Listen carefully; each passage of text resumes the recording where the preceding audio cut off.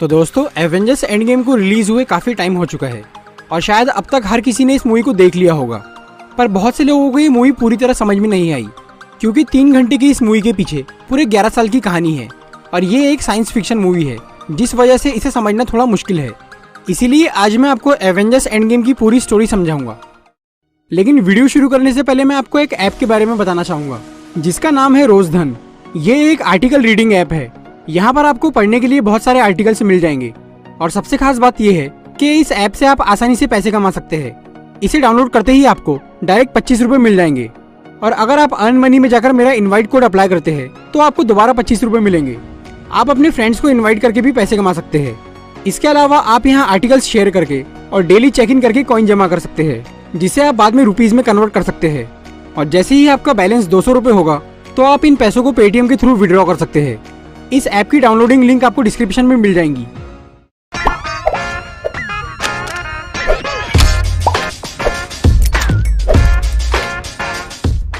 इस मूवी की स्टोरी वहीं से शुरू होती है जहां पर एवेंजर्स इन्फिनिटी वॉर खत्म हुई थी और अगर आप इन्फिनिटी वॉर की स्टोरी अच्छी तरह समझना चाहते हैं तो उसके बारे में मैं पहले ही एक वीडियो बना चुका हूँ, वो वीडियो जरूर देखिए। तो इस मूवी की शुरुआत होती है और हमें नजर आता है क्लिंट बार्टन यानी हॉकाई, जो कि एवेंजर्स का एक इम्पोर्टेंट मेंबर है।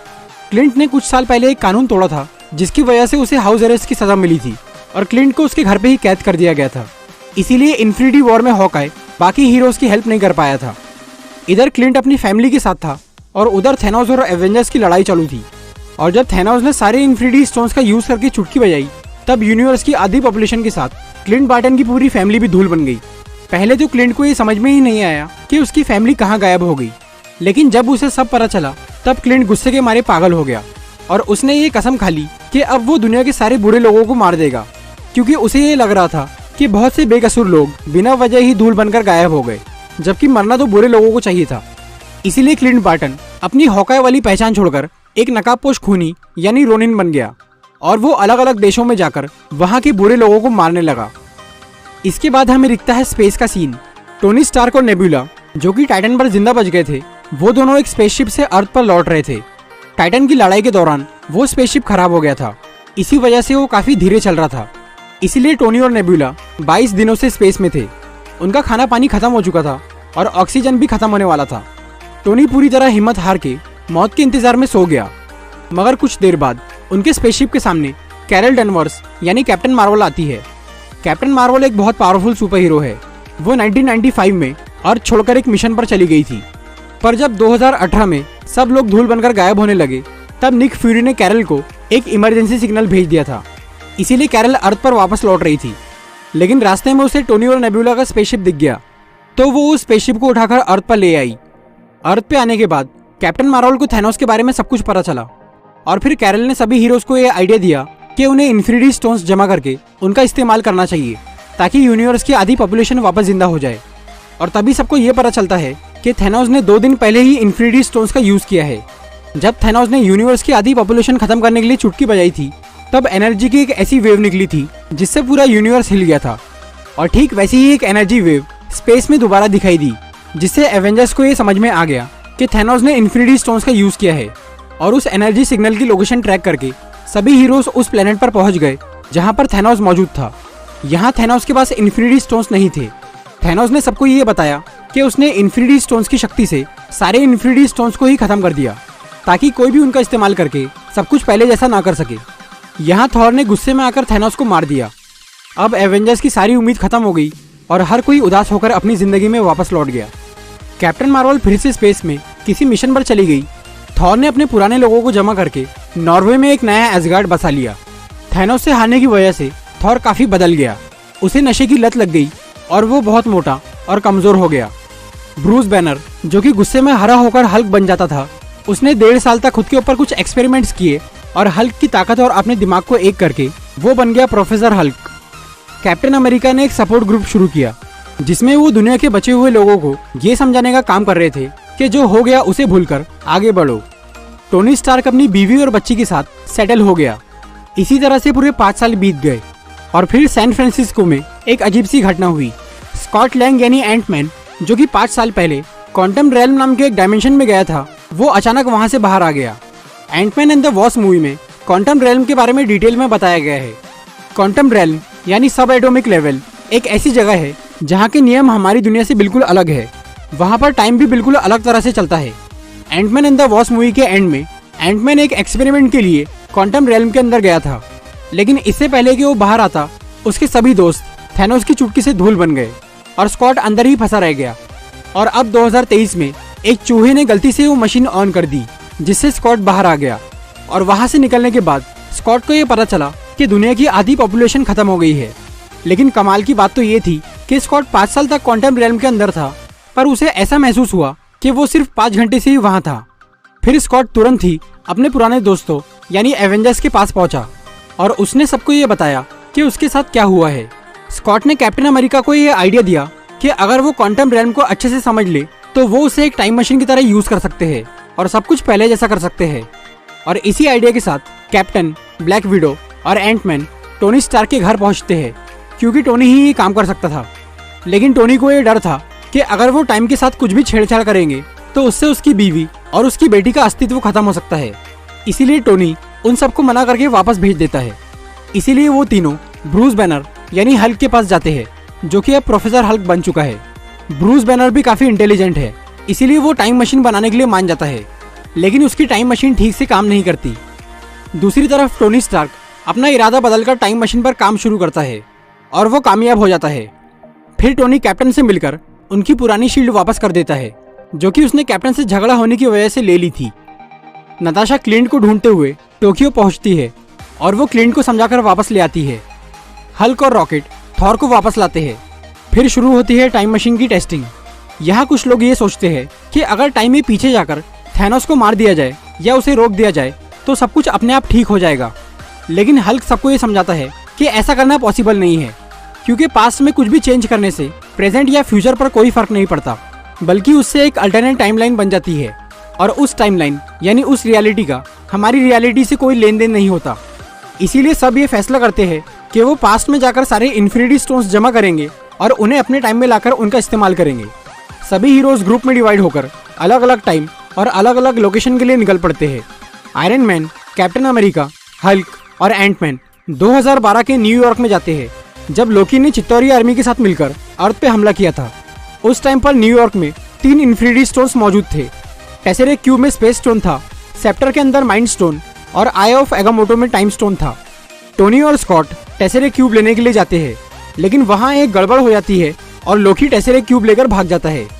दूसरी तरफ कैप्टन अमेरिका कुछ मुश्किलों का सामना करने के बाद सेप्टर यानी माइंड स्टोन हासिल कर लेते हैं। हल्क टाइम स्टोन लेने के लिए सैंक्टम सैंक्टोरम जाता है, लेकिन तब टाइम स्टोन डॉक्टर स्ट्रेंज के पास नहीं था, बल्कि वो उनकी गुरु एंशिएंट वन के पास था।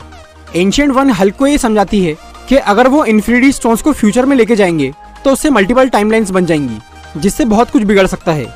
लेकिन हल्क एंशिएंट वन को ये बोलता है कि इन्फिनिटी स्टोन्स का काम हो जाने के बाद वो उन्हें वापस उसी टाइम और उसी जगह पर रख देंगे, जिससे कोई गड़बड़ नहीं होगी। लेकिन फिर भी एंशिएंट वन टाइम स्टोन देने से मना कर देती है। पर जब हल्क उन्हें ये बताता है कि डॉक्टर स्ट्रेंज ने अपनी मर्जी से थैनोस को टाइम स्टोन दिया था, तो एंशिएंट वन ये समझ जाती है कि ये डॉक्टर स्ट्रेंज की गलती नहीं, बल्कि ये उनका मास्टर प्लान है। इसीलिए वो हल्क को टाइम स्टोन दे देती है। कैप्टन अमेरिका और हल्क ने माइंड स्टोन और टाइम स्टोन तो ले लिया, पर टोनी और स्कॉट को स्पेस स्टोन नहीं मिल पाया। इसीलिए आयरन मैन और कैप्टन 1970 में जाते हैं, जहां टोनी अपने पिता से मिलता है और टेसेरेक्ट क्यूब हासिल कर लेता है। इसके साथ ही कैप्टन वहां से एक्स्ट्रा पिम पार्टिकल्स ले लेते हैं, जो कि टाइम ट्रेवल के लिए जरूरी है और उनके पास उसकी कमी थी। थॉर और रॉकेट 2013 के एसगार्ड में जाते हैं रियलिटी स्टोन लेने के लिए। उस वक्त ईथर यानी रियलिटी स्टोन थॉर की गर्लफ्रेंड जेन फॉस्टर की बॉडी में था और जेन एसगार्ड में थी। यहाँ थॉर अपनी माँ से मिलता है और रॉकेट जेन की बॉडी से ईथर निकाल लेता है। थॉर यहाँ से वापस लौटने से पहले अपना पुराना हथियार म्यूनिर अपने पास रख लेता है, ताकि अगर कोई मुसीबत आए तो वो आसानी से उसका सामना कर सके। हॉकाई और ब्लैक विडो 2014 में वॉर्मिर प्लेनेट पर जाते हैं सोल स्टोन लेने के लिए। सोल स्टोन हासिल करने के लिए उसकी कुर्बानी देना जरूरी है, जिससे आप बहुत प्यार करते हैं। क्लिंट और नताशा दोनों बहुत अच्छे दोस्त थे। वो दोनों जानते थे कि अगर उनमें से कोई एक कुर्बानी देगा तो दूसरे को सोल स्टोन मिल जाएगा। इसीलिए वो दोनों ही अपनी जान देने के लिए तैयार हो जाते हैं। लेकिन आखिर में ब्लैक विडो अपनी कुर्बानी देती है और हॉकाई को सोल स्टोन मिल जाता है। नेबुला और रोडी 2014 में मोरैक प्लेनेट पर जाते हैं पावर स्टोन लेने के लिए। यहाँ पर वो पीटर क्विल यानी स्टार लॉर्ड को बेहोश करके उससे पहले पावर स्टोन ले लेते हैं। रोडी पावर स्टोन लेकर लौट जाता है, लेकिन जब नेबुला वापस लौटने की कोशिश करती है तब एक प्रॉब्लम आ जाती है। नेबुला एक ह्यूमनॉइड है, उसकी बॉडी और उसका दिमाग मशीन से बना है, इसीलिए फ्यूचर की नेबुला और पास्ट की नेबुला का दिमाग किसी तरह से आपस में कनेक्ट हो जाता है और 2014 का थैनोस फ्यूचर वाली नेबुला की मेमोरी स्कैन करके अपना भविष्य जान लेता है और वो नेबुला को पकड़कर उसका टाइम ट्रेवल वाला डिवाइस छीन लेता है। थैनोस अपने साथी एबनी मॉ की हेल्प से उस टाइम ट्रेवल वाले डिवाइस को कुछ इस तरह से मॉडिफाई करवाता है जिससे कि थैनोस की पूरी फौज भविष्य में जा सके और फिर पास्ट वाली नेबुला फ्यूचर में जाती है ताकि वो थैनोस के शिप के लिए रास्ता खोल सके। इसी दौरान सभी हीरोज सारे इन्फिनिटी स्टोन्स को एक नए गाउंटलेट में फिट करते हैं जिसे आयरन मैन ने बनाया था। हल्क उस गाउंटलेट को पहनने का फैसला करता है क्योंकि उसके रेडिएशन को सिर्फ हल्क ही बर्दाश्त कर सकता था और वो जैसे ही गाउंटलेट पहनता है उसकी हालत खराब होने लगती है। थैनोस बहुत ज़्यादा पावरफुल था, इसीलिए वो 6 इन्फिनिटी स्टोन्स की ताकत को संभाल पाया था, लेकिन हल्क थैनोस जितना पावरफुल नहीं है, इसीलिए उसका बुरा हाल हो गया। पर ऐसी हालत में भी उसने चुटकी बजाई और सभी धूल बने हुए लोगों को वापस जिंदा कर दिया। यूनिवर्स की आधी पॉपुलेशन वापस आ गई और सबकी एज अभी भी उतनी ही थी जितनी की 5 साल पहले थी। हल्क बुरी तरह घायल हो चुका था और इससे पहले कि वो संभल पाता तब तक थैनोस और उसकी आर्मी वहां पहुंच चुकी थी और उन्होंने तुरंत ही एवेंजर्स के हेडक्वार्टर पे हमला करके उसे बर्बाद कर दिया। अब थैनोस बहुत गुस्से में आ चुका था और उसने ये फैसला कर लिया कि वो इन्फिनिटी स्टोन से पूरे यूनिवर्स को ही खत्म कर देगा और एक नया यूनिवर्स बनाएगा जहाँ के लोग उसकी पूजा करेंगे। फिर शुरू होती है एक जोरदार लड़ाई। दूसरी तरफ 2014 की गमोरा फ्यूचर की नेबुला का साथ देती है और पास्ट वाली नेबुला मारी जाती है। थैनोस और उसकी आर्मी के सामने सारे हीरोज कमजोर पड़ जाते हैं और फिर उन हीरोज की एंट्री होती है जो कि 5 साल पहले धूल बन गए थे। हल्क के चुटकी बजाने से वो सब जिंदा हो चुके थे। डॉक्टर स्ट्रेंज ने बहुत पहले ही फ्यूचर देख लिया था, इसीलिए वो जानते थे कि आखिरी जंग कहाँ होने वाली है। इसीलिए वो वकांडा की सेना, दुनिया के सारे जादूगर, एसगार्डियंस और सारे हीरोज को लेकर उस जगह पर पहुंच गए और फिर कैप्टन मार्वल भी लड़ाई में साथ देने के लिए वहां आती है।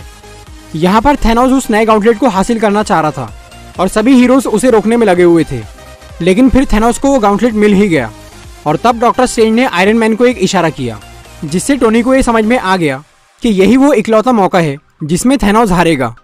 फिर आयरन मैन ने थैनोस से सारे इन्फिनिटी स्टोन्स छीन लिए और उसने अपने आर्मर से एक नया गाउंटलेट बनाकर उसमें सारे इन्फिनिटी स्टोन्स लगा दिए और चुटकी बजा दी, जिससे थैनोस और उसकी आर्मी धूल बनकर गायब हो गए। लेकिन चुटकी बजाने से आयरन मैन भी बुरी तरह घायल हो गया और वो मर गया। फिर टोनी स्टार्क का फ्यूनरल होता है जिसमें बहुत सारे लोग आते हैं। इसके बाद थॉर वेलकरी को एसगार्ड की जिम्मेदारी सौंपकर गार्डियंस के साथ स्पेस में चला जाता है। एवेंजर्स ने यह डिसाइड किया था कि इन्फिनिटी स्टोन्स का काम हो जाने के बाद वो उन्हें वापस उसी टाइम और उसी जगह पर रख देंगे जहां से उन्हें लिया था। इसीलिए कैप्टन अमेरिका सभी इन्फिनिटी स्टोन्स और थॉर के हथौड़े म्यूनिर को लेकर पास्ट में चले जाते हैं, पर वो वापस नहीं लौटते। वर्ल्ड वॉर 2 के टाइम पर कैप्टन अमेरिका बर्फ में जम गए थे और वो 70 साल बाद होश में आए थे। कैप्टन अपने जमाने में पूरी तरह जी नहीं पाए थे, इसीलिए अब उन्होंने टाइम मशीन का यूज करके पास्ट में रुकने का फैसला कर लिया। कैप्टन ने जब सभी इन्फिनिटी स्टोन्स और म्यूनिर को सही जगह पर रख दिया तब वो 1945 में गए और उन्होंने अपनी गर्लफ्रेंड पैगी कार्टर से शादी कर ली और अपनी पूरी जिंदगी उसके साथ बिताई। लेकिन ये सब एक दूसरी टाइमलाइन यानी दूसरी यूनिवर्स में हुआ और इससे मेन यूनिवर्स पे कोई फर्क नहीं पड़ा।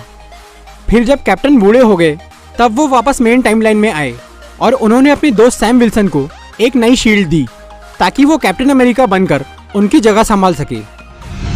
तो दोस्तों, ये थी एवेंजर्स एंड गेम की पूरी story.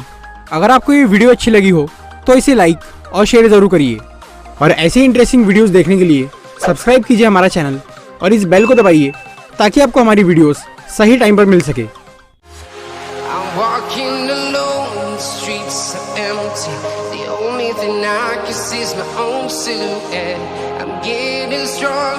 Step by step, the clock is ticking, but there's no time for me.